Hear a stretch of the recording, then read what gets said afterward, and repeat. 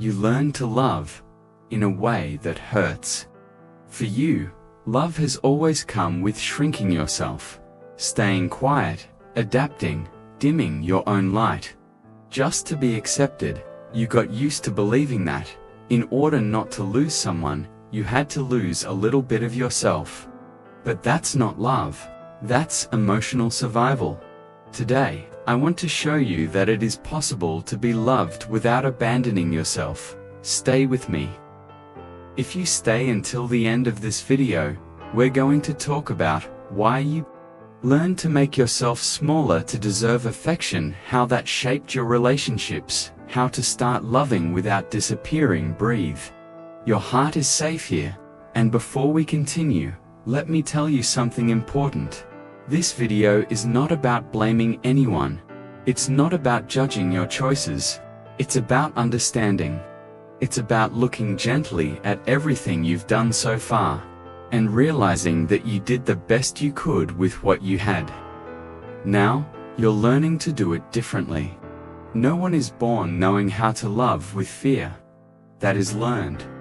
Learned when love and pain arrived together. When affection came after irritation. When affection depended on performance. You learned that, to be loved, you had to be perfect. To be loved, you had to not be a burden. To be loved, you had to give up your own needs.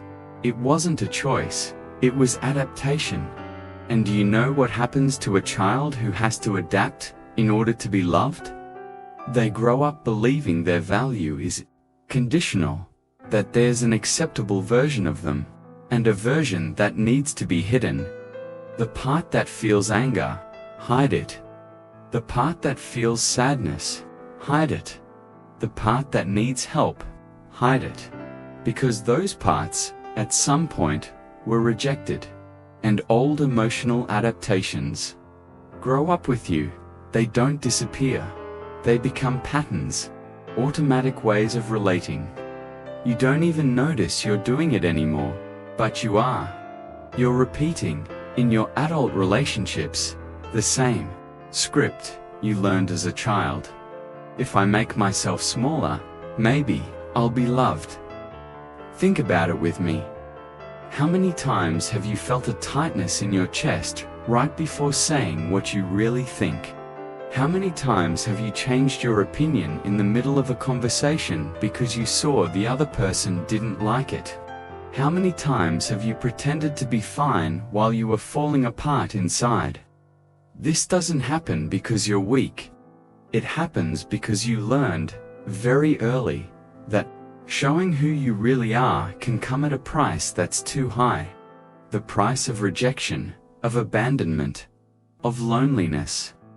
So you learned to read faces, to measure tones of voice, to feel the emotional temperature of a room before you even walk into it.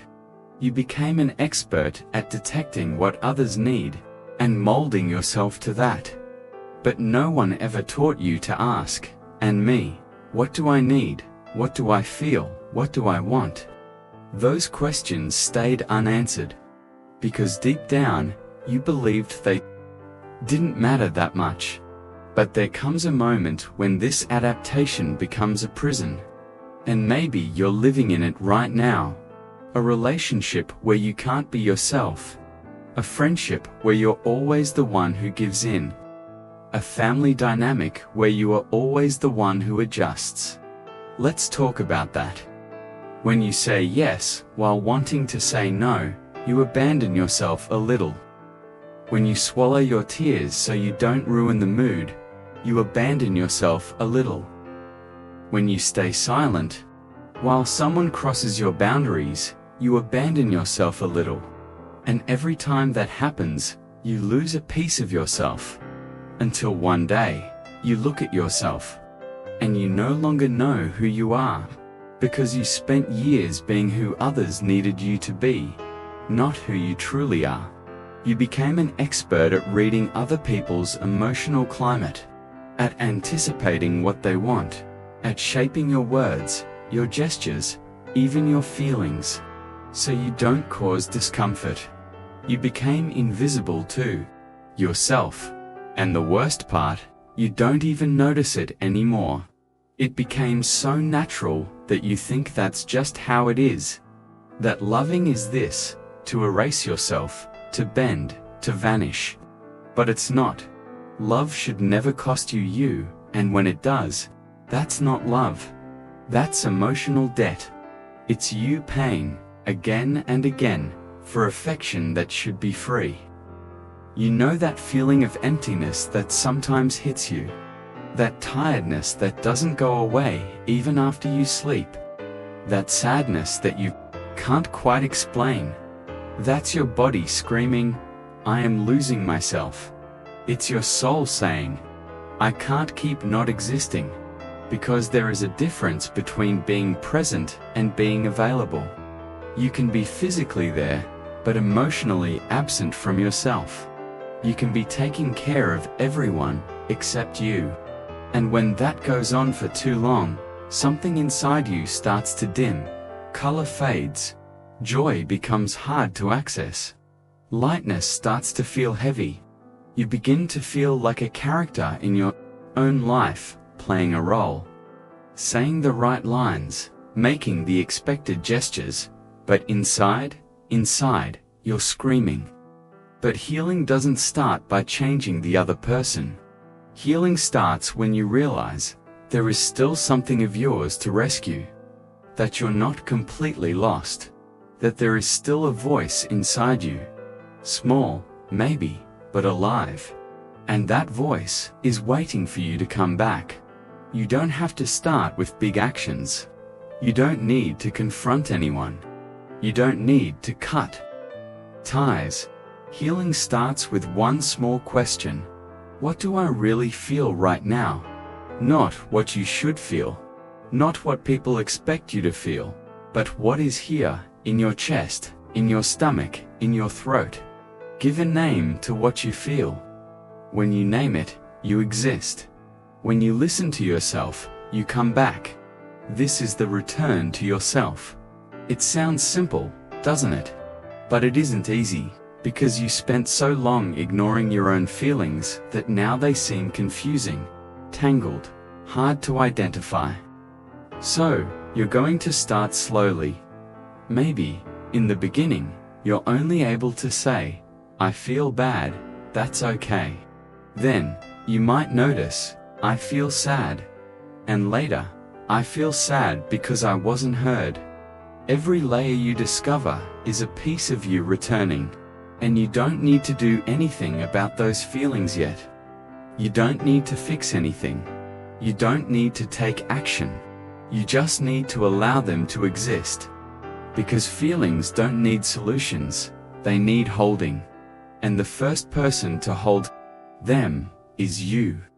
This process of coming back to yourself is like meeting a friend you abandoned a long time ago. At first, it's strange, uncomfortable. You don't really know what to say, or how to act. But as you allow yourself to simply be there, in your own company, something shifts. You start to notice things. Small things. How your heart races when you're anxious. How your body freezes when you feel threatened. How your breathing changes when you're angry.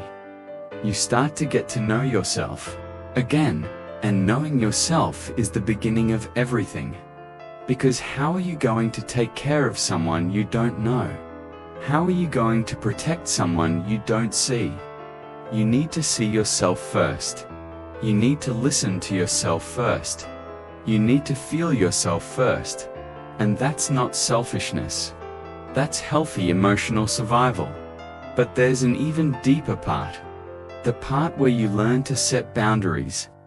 Without the fear of being abandoned, because you know what you've discovered, that the abandonment you fear the most already happened.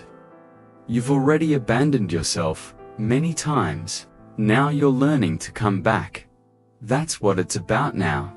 A boundary is not distance. A boundary is clarity. It's saying, I can love you without stop loving myself. I can care for you without forgetting me. I can be close without disappearing. Boundaries don't push away people who truly love you. They push away those who only want you available, not present. If someone only loves you when you abandon yourself, they don't love you. They love the space you fill for them. That hurts. But it sets you free, because when you set a boundary, you find out who's really on your side, who respects you, who wants you whole, not just the convenient version of you. And you also discover something about yourself, that you can say no, that you can take up space, that you can exist, even when it makes others uncomfortable. And that changes everything. Because for the first time, you're not asking for permission to exist. You're simply existing. And the people who truly love you, they'll understand, they'll adjust, they'll respect you. And those who don't love you, they'll complain, they'll call you selfish. They'll say you've changed, and you know what? They're right. You have changed. You've stopped abandoning yourself. Setting boundaries is scary because you were taught that it's wrong. That good people give in. That loving people sacrifice themselves. That mature people swallow everything and keep going. But that's a lie. Healthy people set boundaries. People who love themselves protect their inner space.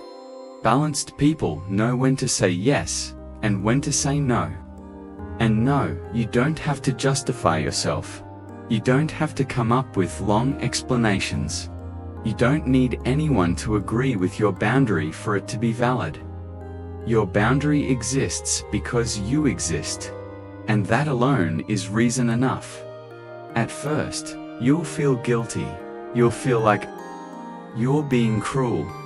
You'll want to go back and give in, just to ease the discomfort.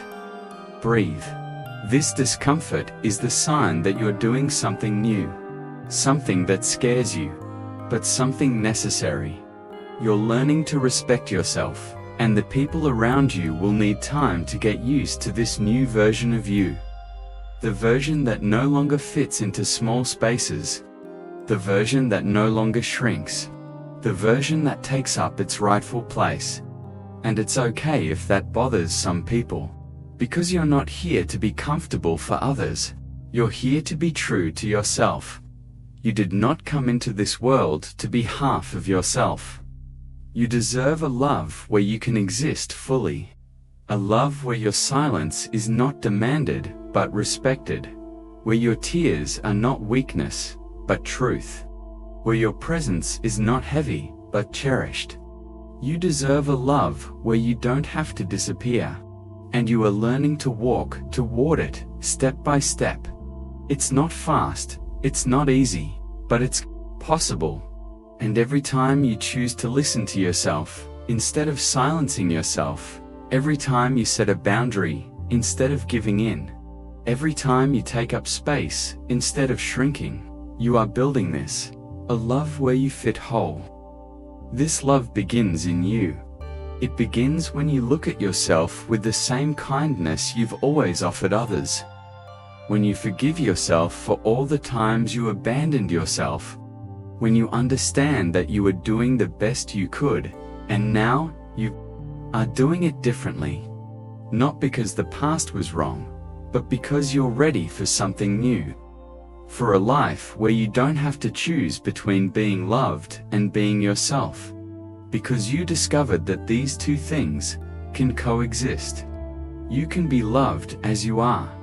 With your flaws, with your pain, with your imperfections, you can be loved, without abandoning yourself.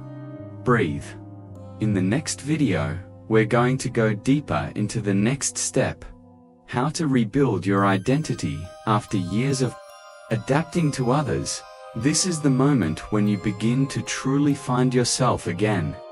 If you want to continue this process, write in the comments. I am coming back to myself, and I'll prepare the next script. Until then, remember, you are not alone on this journey, and every small step you take toward yourself is an act of courage. I believe in you.